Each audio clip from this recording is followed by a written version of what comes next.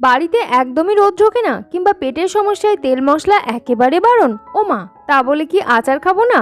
বানিয়ে নাও আমার মতো বিনা তেল মশলা কিংবা রোদে দেওয়ার ঝামেলা ছাড়াই কাঁচা আমের মিষ্টি আচার। এই আচারটা ঘরের স্বাভাবিক তাপমাত্রায় রেখে খেতে পারবে 1.5 থেকে 2 বছর পর্যন্ত। এর জন্য আমি 2 কিলো পরিমাণে বড় বড় সাইজের কাঁচা আম নিয়েছি। আমগুলোকে খুব ভালোভাবে ধুয়ে পরিষ্কার করে ডুমো ডুমো করে কেটে নিয়েছি। যা আম তার অর্ধেক পরিমাণ চিনি অথবা গুড় এবং 1 চিমটে পরিমাণ নুন দিয়ে দিয়েছি। আর খুব ভালোভাবে মিডিয়াম টু হাই ফ্লেমে আমগুলোকে আমি জাল করে নিচ্ছি। যে পর্যায়ে দেখবে এরকম উতলে উতলে উঠছে, চিনি সম্পূর্ণভাবে গলে গেছে, আম থেকে জল ছেড়ে দিয়েছে, সেই পর্যায়ে ফ্লেমটা একটু মিডিয়ামে বা মিডিয়াম টু লোয়ের দিকে করে নেবে। আম পুরোপুরিভাবে সিদ্ধ হয়ে জলীয় ভাবটা শুকিয়ে আসলে এই পর্যায়ে অ্যাড করে দেবে 2 টেবিল চামচ ভিনিগার। আরও 3-4 মিনিট মতো নাড়াচাড়া করে এটাকে একটা প্লেটের মধ্যে ঢেলে আমগুলোকে ঠান্ডা করে নিতে হবে। ঠান্ডা হয়ে রুম টেম্পারেচারে আসলে একটা পরিষ্কার কাঁচের বয়ামের মধ্যে সংরক্ষণ করতে হবে। এর ডিটেল রেসিপি আমার একটা বড় ভিডিওর মধ্যে দেওয়া আছে। ভিডিও রেসিপি লিংক ইউজার আইডির নিচে পিন করে দিলাম, চেক করে নিতে পারো। ধন্যবাদ।